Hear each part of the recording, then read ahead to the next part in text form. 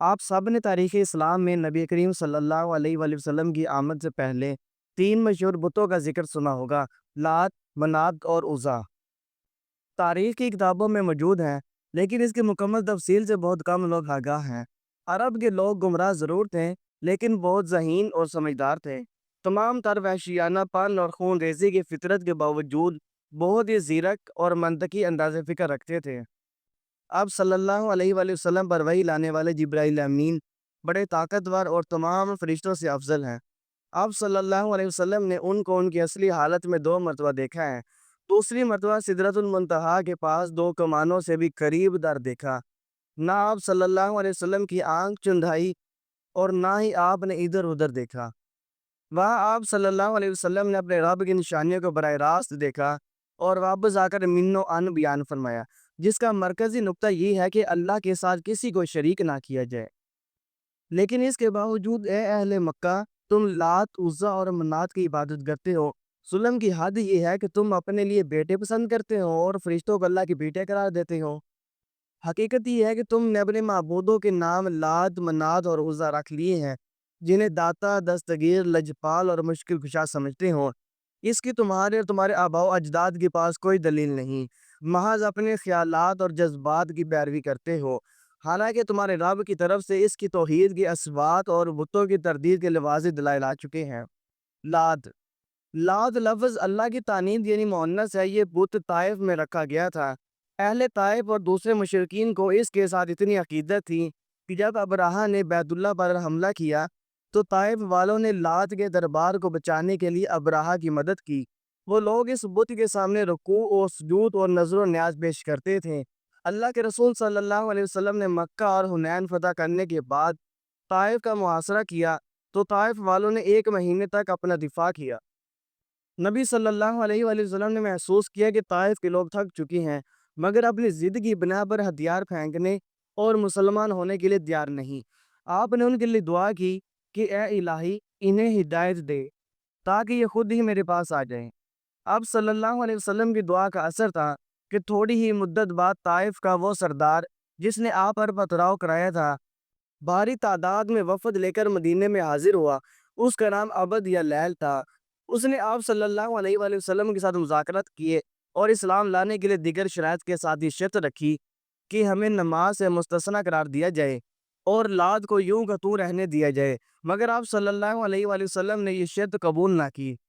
اس سردار عبد یا لیل نے کہا کہ کم از کم اسے 6 مہینے تک رہنے دیا جائے، مگر آپ صلی اللہ علیہ وآلہ وسلم نے اس کی اس بات کو بھی قبول نہ کیا۔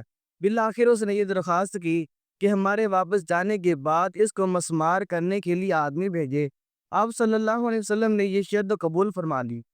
جب آپ نے کچھ صحابہ کو طائف بھیجا تو وہ لات کی عمارت کو گرانے لگے تو مجاوروں نے کہا کہ خبردار، آگے نہ بڑھنا، ہماری دیوی ہے، تمہیں تباہ کر دے گی۔ صحابہ کرام علیہم رضوان نے اسے بنیادوں سے اکھاڑ پھینکا، تب جا کر لوگوں کو یقین ہوا کہ بت نہ کچھ بگاڑ سکتے ہیں اور نہ ہی کچھ سنوار سکتے ہیں۔ نمبر 2 پہ بات کرتے ہیں عزا کی۔ عزا کا معنی ہے عزت والی۔ مشرک بالخصوص اس سے عزت طلب کیا کرتے تھے۔ عزا کا بت مکہ اور طائف کے درمیان نصب تھا۔ لوگ اس کے سامنے بھی رکوع اور سجود کرتے اور اس کے سامنے نذر و نیاز پیش کرتے تھے۔ منات اس کا مجسمہ مکہ اور مدینے کے درمیان بحر احمر کے کنارے قدید کے مقام پر رکھا ہوا تھا۔ عرب کے بعض قبائل حج سے فارغ ہو کر سیدھے منات کے مندر پر جاتے اور عرفات سے لبیک یا منات کہنا شروع کر دیتے اور وہاں پہنچ کر منات کا طواف کرتے۔ قرآن مجید نے منات کو تیسرے نمبر پر شمار کیا ہے اور اس کے لیے الاخری کا لفظ استعمال کیا ہے، جس سے واضح کیا گیا ہے کہ یہ مشرکین کا تیسرا بڑا بت تھا۔ اس کا احترام لات اور عزا سے نسبتاً کم تھا، لیکن اس کے باوجود ان کے نزدیک اس کا دیدار حج کے بعد دوسرے حج کا درجہ رکھتا تھا۔ نمبر 4 پہ ہے حبل۔ حبل کو بیت اللہ کی چھت پر رکھا گیا تھا۔ مشرک اسے رب الارباب کا درجہ دیتے تھے۔